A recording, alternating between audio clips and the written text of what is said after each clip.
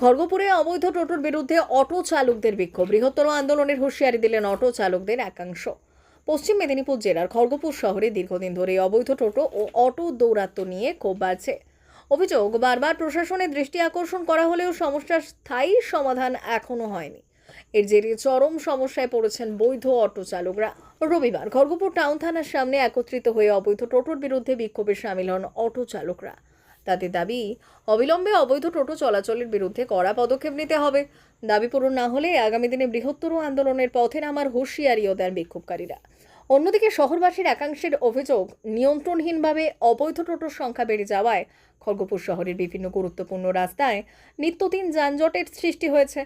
প্রশাসনের দ্রুত হস্তক্ষেপ এবং অবৈধ টোটো নিয়ন্ত্রণে কার্যকর পদক্ষেপের দাবি জানিয়েছেন অটো চালকদের পাশাপাশি শহরবাসীরাও। এখন এই দীর্ঘদিনের সমস্যার সমাধানে প্রশাসন কী পদক্ষেপ নেয় সেদিকেই নজর সকলের। খড়গপুরে অবৈধ টোটো চলতে দেব না, দেব না, দেব না।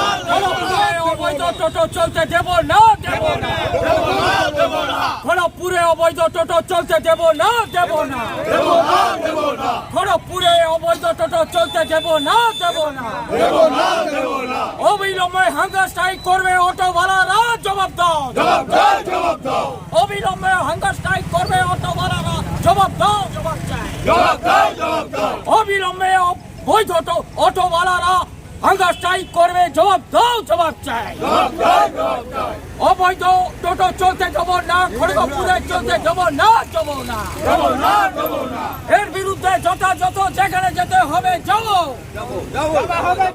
সত্যি খুব ভালো কথা। আমি তো নিজে অটো চালাই রুটে। গোলবাজারে এতই আমাদের একটা অটোওয়ালা যদি একটা প্যাসেঞ্জারকে নামাতে কয়েক সেকেন্ড লাগে, কিন্তু ওখান থেকে ট্রাফিক আসি চলে এসে এই গাড়ি ছড়া এখান থেকে 1 সেকেন্ড দাঁড়াতে দিচ্ছে না। এটা কে বলে?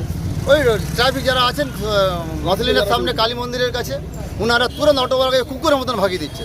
কিন্তু ওই জায়গায় আপনি চলুন, যখন খুশি চলুন, 4টা-5টা টোটো অবৈধ টোটোগুলো রোডের উপরে দাঁড়িয়ে আছে, ওনার সঙ্গে গল্প করতেছে যেন ওনারা ওর বাড়ির কোনো লোক, ভাই বন্ধু কেউ। কিন্তু আমরা জানি না কি শত্রু ওনাদের করেছে।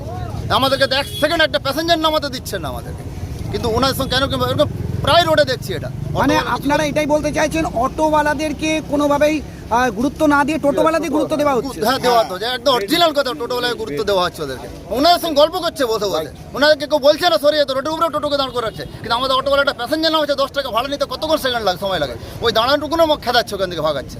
আপনার নাম? আমার নাম শশাঙ্ক পণ্ডা, আমি মালঞ্চ রোড অ্যাসিস্ট্যান্ট সেক্রেটারি। অটো ইউনিটের অনার ইউনিয়ন থেকে বলছিলাম। আমাদের এই অটো টোটো নিয়ে এত সমস্যা, আমরা গোলবাজারে খড়িদা গেটে রোজ আমরা এর সম্মুখীন হচ্ছি। খড়িদা গেটে টোটোর কোনো যেসব বেআইনি টোটো যেগুলোর কোনো কাগজপত্র নেই, তার জন্য তাদের পিছনে কোনো বিরোধিতা হয় না, কিন্তু আমাদের গাড়ির কাগজপত্র আছে, তার জন্য আমরা আরপিএফের থেকে কেস খাচ্ছি। গোলবাজারে আমাদের গাড়ি দাঁড়িয়ে গেলে ট্রাফিক আইসির থেকে আমরা কেস খাচ্ছি, আমাদের গাড়ির নামে ট্রাফিক আইসি কেস দিচ্ছে। কিন্তু অবৈধ টোটোগুলোর বিরুদ্ধে কি হচ্ছে? গোলবাজারে কেন দাঁড়িয়ে আছে তারা? গোলবাজারে জাম করছে কেন তারা? এইটাই আমাদের বিরোধ, এইটাই বিরুদ্ধে আমরা লড়তে চাই। তাদের পিছনে কি এন্থু আছে যে তারা ওখানে দাঁড়িয়ে সজোরে মালঞ্চা নিমপুরার প্যাসেঞ্জার নিয়ে যাচ্ছে, কিন্তু আমরা দাঁড়াতে পারছি না সেখানে? প্রশাসনের সেখানে কি আছে সেটা আমরা জানতে চাই, সেটা আমাদের প্রশ্ন। তার জন্য আমাদের পিঠ থেকে গেছে আজকে এই মালঞ্চা রোডে আমরা চলতে পারছি না। এমন দিন এসছে আমাদের মালঞ্চা রোডে শুয়ে পড়তে, আমরা ঘরে গাড়ি চালিয়ে 5টা টাকা ঘরে নিয়ে যেতে পারি না। আজকে 2002 সাল থেকে আমরা অটো চালাচ্ছি, আমরা আজকে কোথায় যাব? এটাই আমাদের ইস্যু, আমাদের মেন। আপনার নাম? আমার নাম তমাল কুমার সেনগুপ্ত, আমি মালঞ্চ অটো অনার্স ইউনিয়নের সেক্রেটারি।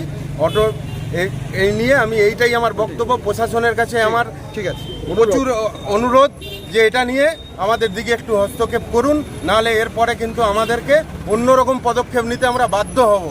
ভারত সরকারের এনসিভিটি ও পশ্চিমবঙ্গ সরকারের WBSCVT অ্যান্ড DIT অনুমোদিত 10 গ্রাম অনুরণ প্রাইভেট ITI।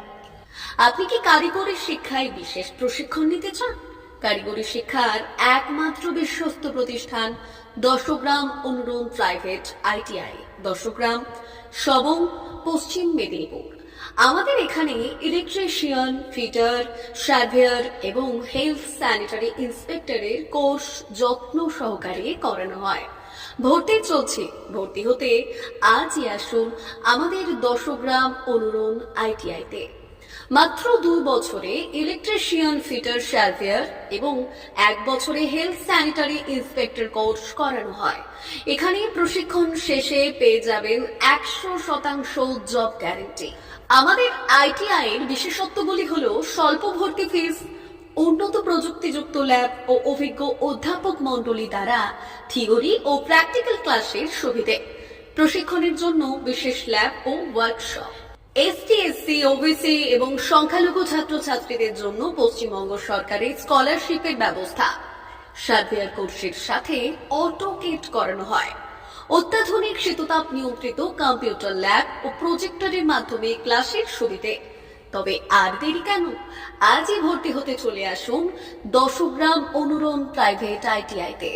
আমাদের ঠিকানা 10 গ্রাম, সবং, পশ্চিম মেদিনীপুর। যোগাযোগ নম্বর 9547221516 অথবা 9832728877।